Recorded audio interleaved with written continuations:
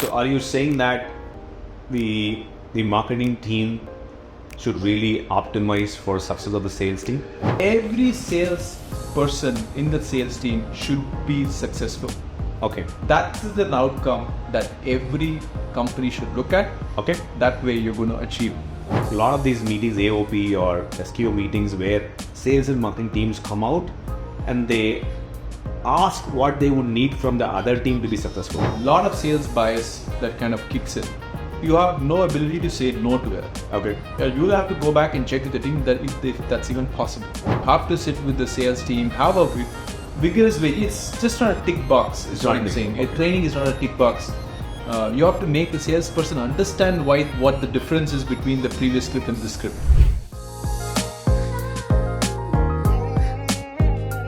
Hey Ramesh, how are you? Hey, you're all set for the marathon tomorrow? I'm set for the marathon. My jersey has arrived. Awesome. So let me just start with one conversation I had last night. One of my friend, I think you probably know him, our entrepreneur, right? He just shared I thought it was a good news, and he said, hey, I raised some money today. Wow, congratulations. On the fund. I said, yeah, that's what I said. I said, hey, what great, congrats. Did you sign the term sheet? No, we can get to that. But I did say that, hey, congrats, for the, as a fellow entrepreneur, and I felt very happy about hearing a news about funding. And the response I got from him was that, hey, you know what?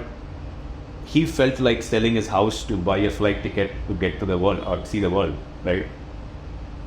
Ramesh, right? Isn't it a typical, or it's a dilemma for every entrepreneur who's trying to get to the dream? Fair enough. I empathize with that. And but it also depends how you want to see the world. You want to see the world when you're 70, 80, or you want to see the world at your youth. So I think it all boils down to probably, seeing the world faster and relish it, rather than see the world with all the pains and niggles. Makes sense. What you're saying is that if you want to see the world fast, if you want to go to a distance fast, you have to take a flight. Okay, great. Okay. So I don't know. Is your friend? You should make him feel happy. I did try. There is a flight available for him to go and see the world faster than he could think of. That's true. At the end of the day, it's all about trade-off. I mean, at any point in time as an entrepreneur, you need to get to make your trade-offs. If you want to grow your company faster, healthier, at a reasonable pace, you have to make that trade-off and make the sacrifices and then get to the flight sooner than later. Right? Correct. Absolutely. On that note, here is the next episode of Reset to Zero.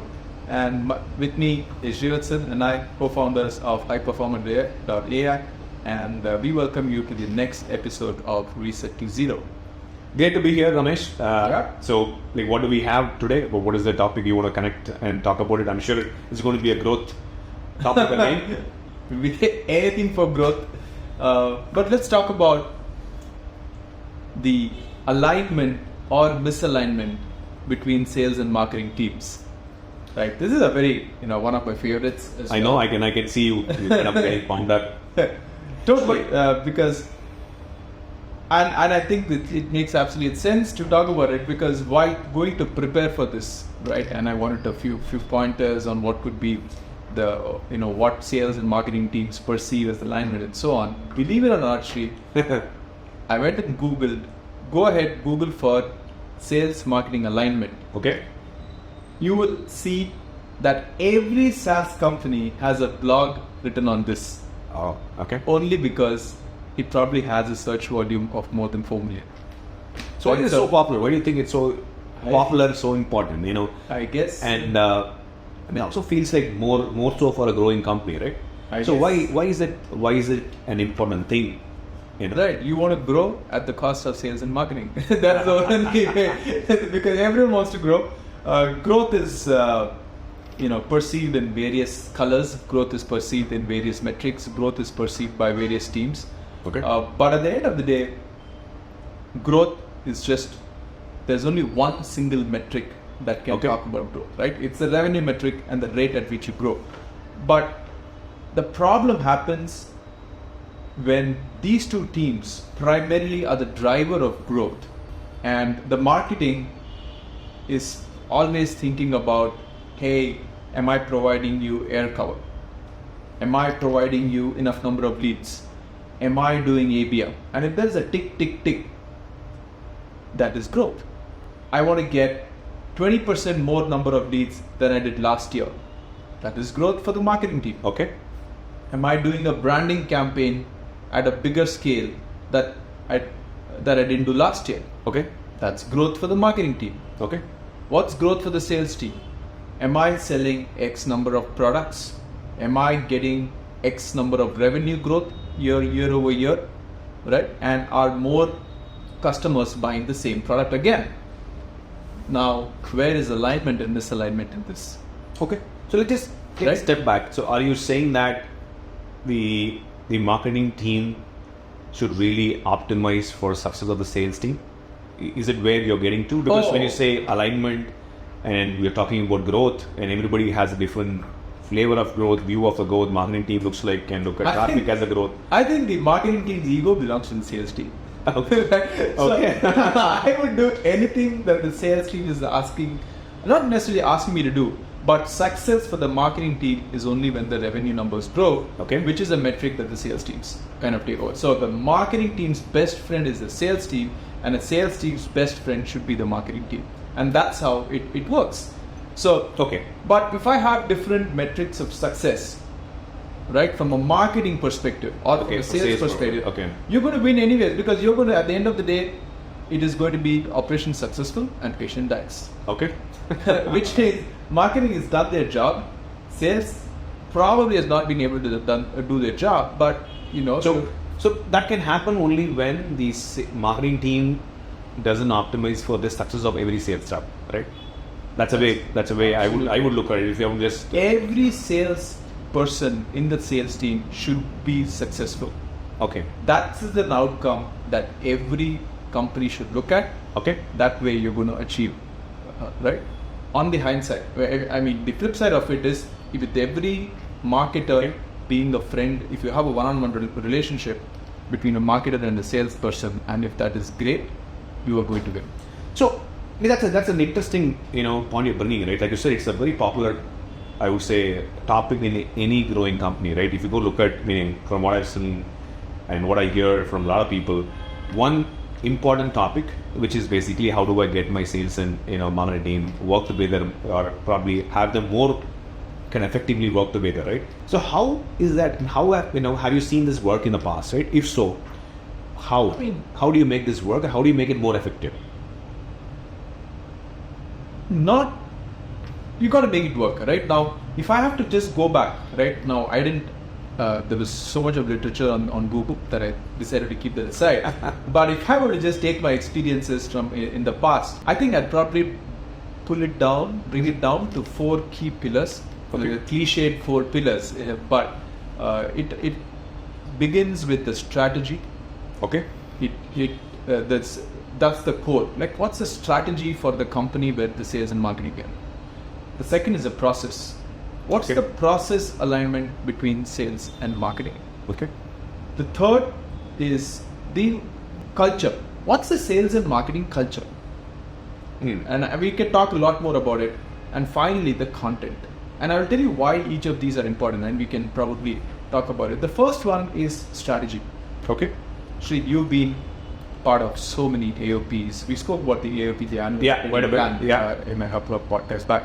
But the AOP, the annual operating plan, is at an operational level, right? Setting the goals for a company, right, by every member in the organization, for every department in the organization, kind of put up the revenue goals. Yes. But that still doesn't talk about, that's the strategy level. Now, if at a strategy level there is the sales and marketing are not aligned, it's not going to happen. Yes. Right? Which means that if you have a destination, right, you say, I want to go from, let's say, Delhi to San Francisco. Now, there are various routes you can go in it. Okay. You could take a direct flight. You could go all the way to Korea. You could go all the way to South Africa before reaching San Francisco. Now, each one has its pros and cons. If you're not belonging to the same swim lane, you're not going to achieve that success. Okay. So, just take a pause, right? Ramesh, like, this is the period of time where I'm sure most of them are doing active AOP meetings, sales kickoff meetings. See, one thing, you're coming to that point where a lot of times, a lot of these meetings, AOP or SKO meetings, where sales and marketing teams come out and they ask what they would need from the other team to be successful. That's right. Typically, that's what Correct. we end up, and it takes time for you to realize that some of these meetings are not to ask the other team the help to be for your team to be successful. Instead, it should be a meetings where you offer help, you tell them how you can help them to be successful. Yeah. And that's what you're saying, where first get alignment with the destination, You right? get alignment of the destination. And the path you take to kind of reach the destination. So these are the two things which It should be synchronized. It should be in the same swim lane. it has to be same. It has to be literally the same. Because, I can give you an example, right? Here at High Performer, we launched 40 free tools, Yes. micro apps that can enable businesses, individuals to kind of go and pursue their creative. Right. Right. Now, we launched a tool which is a YouTube downloader, Video download. video downloader. Right. Now, we got immensely high traffic for it. Absolutely. Obviously, when you're starting up, that's the first goal, generate traffic. Yes. Right now, we have our product in place as well, which we want people to pay for. Correct. Now, are these in complete alignment? The goal is to get to the revenue. The goal is to find customers. But is this tool going to give us a revenue goal or convert customers? Answer is perhaps not there. The objective at the beginning is very different. Correct. It changes over a period of time at the second phase of our growth.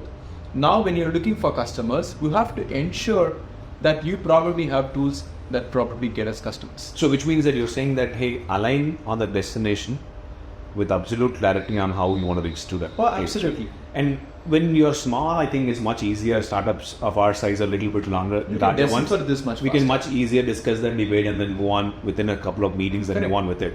But when you're saying when you have dedicated larger teams, right, from sales and marketing, you think this becomes a challenge, and that's where emphasize for clarity and alignment on these On things the is important. leader. Okay, It's interesting. extremely important, right? Interesting. And when you say process, are you going to talk about how you get through this? You want to get through the The next next one? is the process. I believe, right, and I say this loud and clear, the sales teams will always come back and say Okay. two things. There aren't enough leads, the leads aren't of great quality. Okay. Right? I think marketing should always look at that as a gift. You take it as a feedback, you can take it as a gift. But the moment the sales team doesn't say that, we don't have a job. There's no marketing team needed. Right? How do you generally react to this, Ramesh? I'm sure I've been on the other side as well, right? But when you hear that, hey Ramesh, this month the leads generated 50% of them are with junk, how do you react to that? Oh, well, the good news is when they're talking only about this month. So the other months, other 11 months, if it's fine, then probably it's great. But in general, that is going to be the problem of a salesperson because they're not achieving a target. Okay. That is a feedback. It could come in any format. It could come by the sales guy holding a collar. It could come by a sales guy patting your shoulder or putting a hand on the shoulder. That's a feedback. That's a gift. You got to go back and see what's not working. So you That's would the job. look at that as feedback. That is feedback. So you would not generally get upset about it. You cannot afford to get feedback because there is no. Well, because I've seen people. I mean, I've worked with marketing teams where they would take it personal, right? They would, and that's when I'm thinking the whole alignment is more important. But Ramesh, what you're saying is that you would look at it as a feedback, as a good feedback, Of rather course. than looking at it as a negative feedback. Oh, absolutely, right? Okay. See, sales folks are very recency biased as well, Okay. Okay. right? 5 bad calls, they can tell you that the lead is bad. Okay. So how do you? And you have Put a to stay process patient there. there. Okay. So I think the process that I'm talking about is, are we able to get on the same page Okay. to, in this example, what qualifies for a good lead, Okay. right? Only because I have an email ID generated Okay. on the marketing team, I cannot give it to the sales team. Okay. And then you have a barrage of tools. You have so many tools that the SaaS companies kind of make it. There is a pipeline tool, you call it, right? There's a prioritization tool. Then there is a lead quality, lead scoring tool. All of them can help you get there somewhere closer, right? But if you get an email ID, you cannot pass it on to the sales team.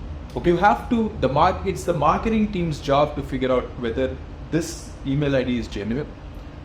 If it's genuine, is it ready for sales? Okay. Because you have a lot of data. You can say where the pages scrolled and whatever that is coming in.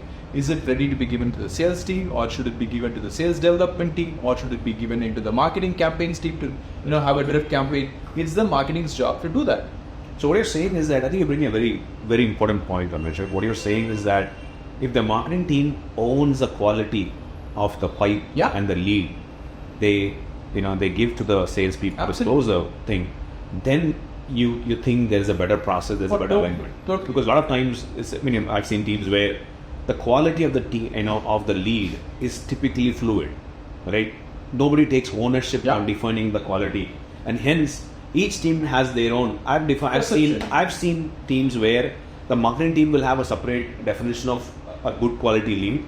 The sales team will have their own definition of what is good quality. And conversations are always going to be, hey, which is right, which is not right. Correct. And you're bringing a very, very important point where you're saying that the quality of the lead has to be the ownership of the marketing team, right? Okay, interesting. So that the process there is probably aligning with the sales team to say, hey, this is what I'm defining as a good quality lead. Are you in alignment with that? Okay, but won't it reduce the number of leads? Because I also have seen, I'm not saying specifically you in this case, but a lot of marketers, they want to see the volume of the lead higher, because that's what people look at as growth, right? So how do you handle that? How what is the real metric there? Is it the volume, or is it the quality, or how do you deal with that? It's a fair mix of both. Okay. Right. Okay. Obviously, if there is no enough quantity of leads, then you don't have much for the sales team to work on. If it is too much, and if you just go by, hey, I'll give you an email ID, it's the sales team is not going to convert. Okay. So you also have to feed the sales teams with just the right amount of leads. The conversion is higher. Conversion is at least constant and rising. It's not higher. At least on a healthy conversion. On a healthy conversion rate. And those metrics are fairly well standardized across SaaS companies, across B2B companies, and I think that's a great measure of success in itself. So there are benchmarks that we need to align to, and over that will keep going up and down. It's more like ECT, and over a period of time it is interesting. And you also mentioned about culture, right? So how is culture built into this? How does that fit into the picture? Because if you from what I'm understanding, right, because this is also a team kind of a conversation here, right? So what is the importance of culture here? How do you define a healthy culture? How do you bring in a healthy culture here? I think at the very most, when we started up, right, the marketing's success belongs to the sales team. Let's just align on that. Okay. Right? You like to say, do you have a friend in the sales team? Okay. And that's the at the very most, right? You cannot say, no, the sales guy doesn't know his job, they don't know how to deal with it. They're not probably, hey, everyone has imperfections. Okay. But let's deal with the fact that he or she, the sales team, are a good friend to you as a marketer. Okay. That's the culture that I'm talking about, because everyone nowadays, especially if you're inbound, has access to data. So you can challenge each other's work with data. Okay. But do you have the ability to sit with the sales team and shadow a sales call? Okay. That's the culture. Only then will we know if the marketing team's language, let's say on a campaign, is resonating with the customer's language. Okay. Right? And there are many very examples of that. Very, very good way, Ramesh, because what I've seen, I'm sure a lot of people have seen this, that where the sales team would come up with their own Excel sheet to prove that the conversion has been going down, and the marketing team would come up with another Excel sheet to say how better quality leads they are bringing with a third-party tool like a lead scoring tool or XYZ to prove that these are better quality leads.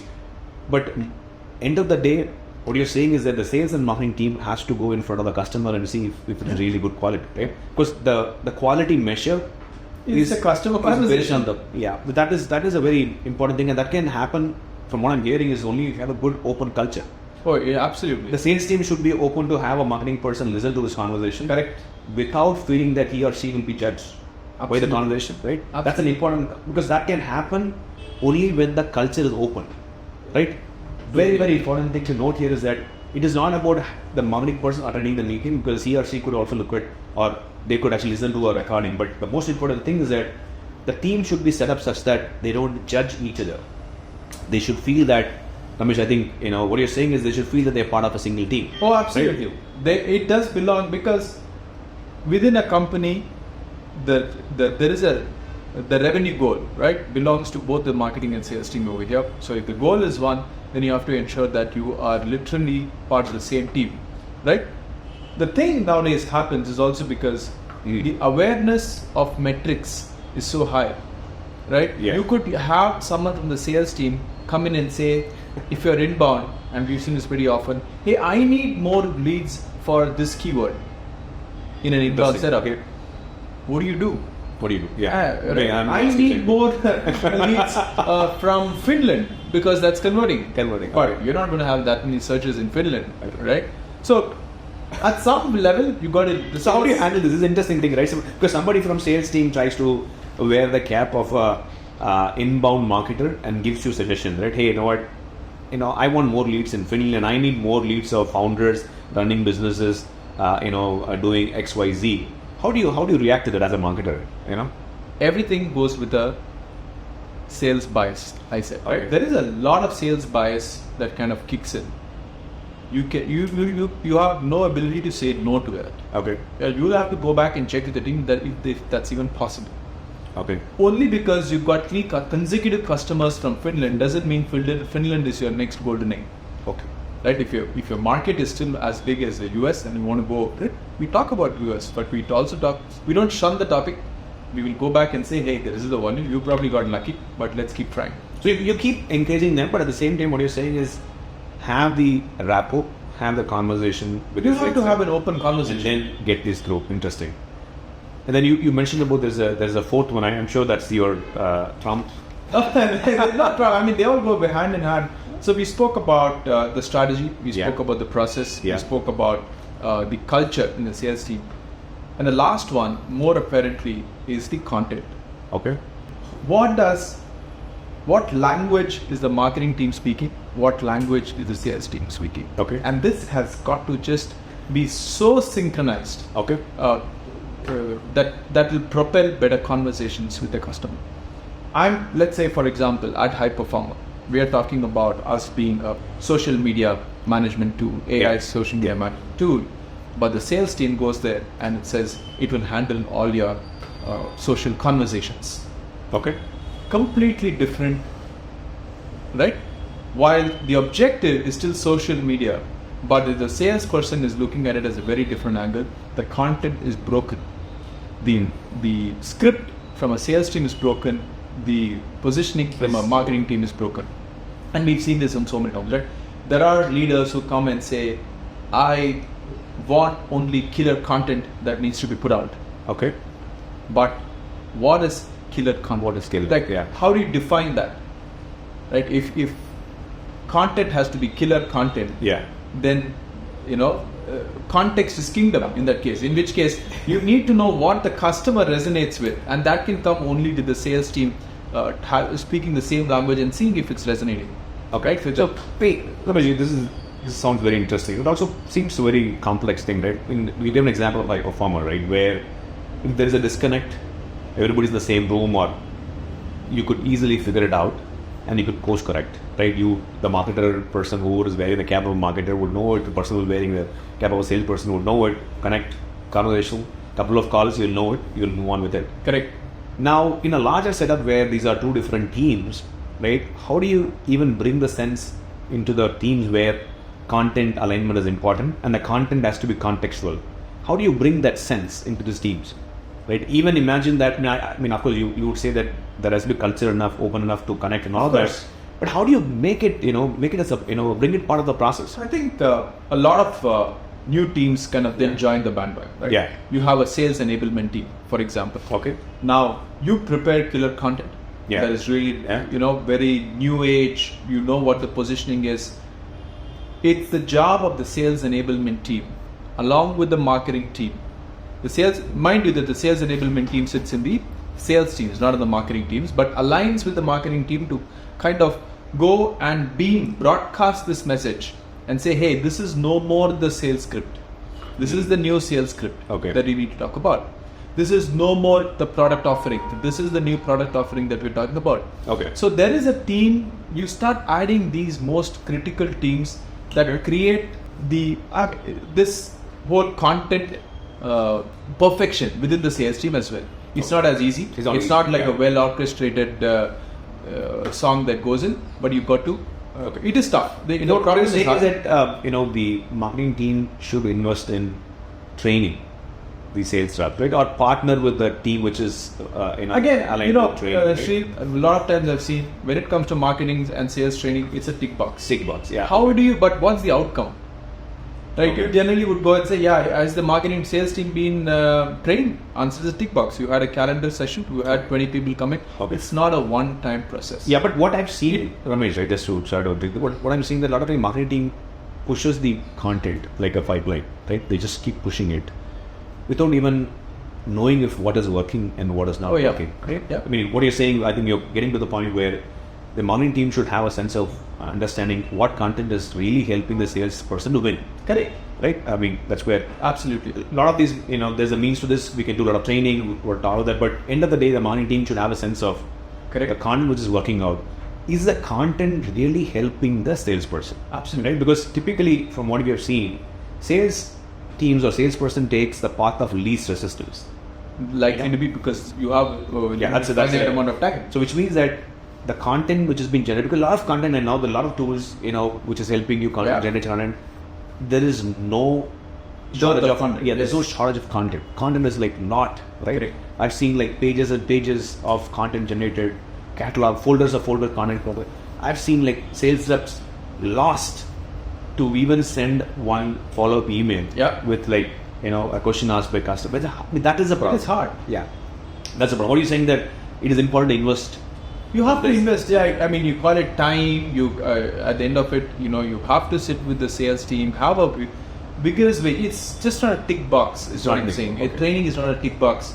You have to make the salesperson understand what the difference is between the previous script and this script. Okay. If that doesn't happen, And this is pretty clear, Ramesh. You're given like four pillars, right? Now, I'm sure this applies for all type of sales motion, right? Be it inbound or outbound, all of that, right? So, in general, when you kind of go through this motion, these things happen in a very organic, natural way when you're a smaller startup, right? When do you think these things have to be part of the AOP meetings? Like, where do you communicate these things? How do your team realize that, hey, it's an important thing for you all to be like that, right? How do you do that? It's a culture piece over here that takes the cake, because AOP is not with the entire company per se, right? Or it's not even in the sales kickoff that happens, right? Although there are enough number of people, it's an ongoing process. Okay. Like the sales and marketing have to sit literally on a daily basis to know what's working, what's changing, and that's the biggest challenge selling is not tough, creating killer content is not tough. But the fact that they synchronize together to perform and also measure if it works. Oh, of course, that's the only then it's a killer content. The metric of measurement is always revenue, right? The closure, the conversations that happens. I think we got to accept as marketers that the sales teams are never going to be happy with the number of deals that you provide, and the marketing team is never going to be happy with the kind of process the sales team goes around with, because there is always likely to be said, and no one needs to solve for this. Okay. As long as you have the strategy in place that is probably known by the last person in the funnel, in some sense, in terms of the process, if everyone is clear on what a good lead is and what a bad lead is, both from the marketing and sales team, right? If there's a culture where the sales and marketing can sit, wind time, listen to each other, listen to each other, listen to their family stories, and listen to the customer conversations. Nothing like right?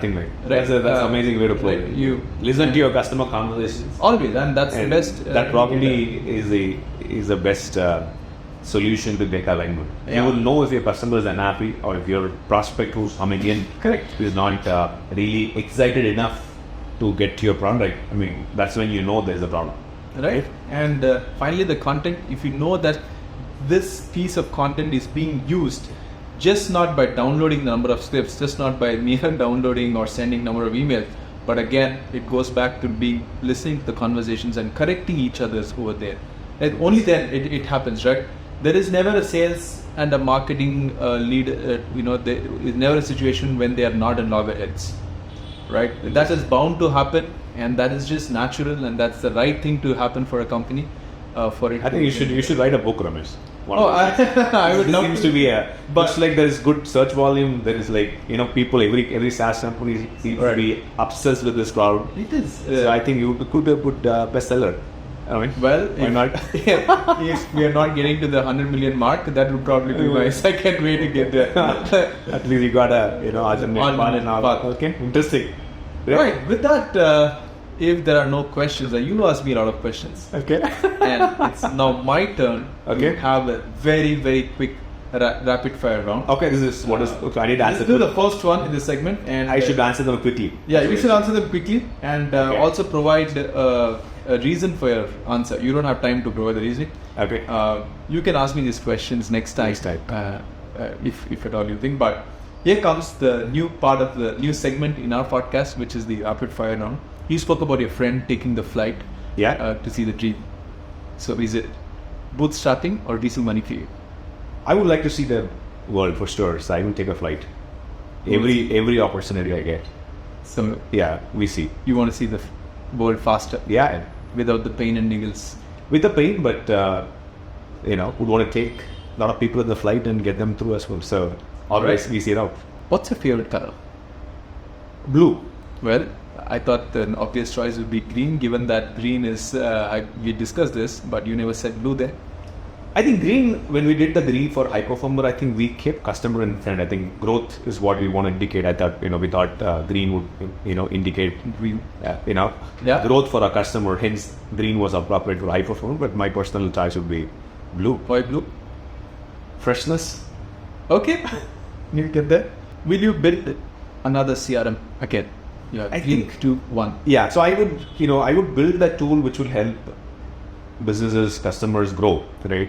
Definitely for sales and marketing teams, tools which will be used for sales and marketing. But I don't even know if this would be called as a CRM in the future. So I will let the customer decide whether it's a CRM. Let me repeat my question. Will you build a CRM again?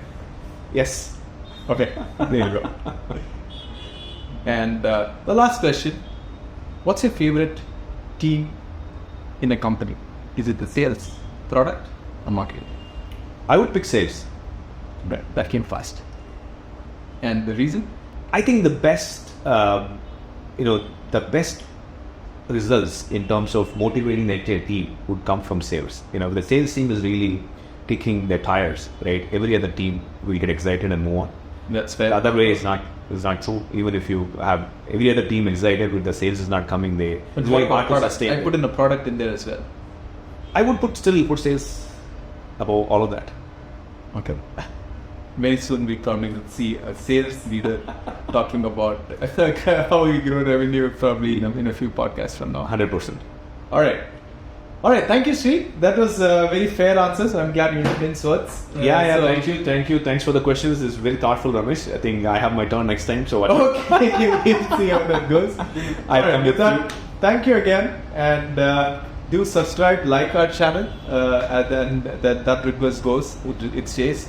And thank you for watching yet another episode of Reset to Zero.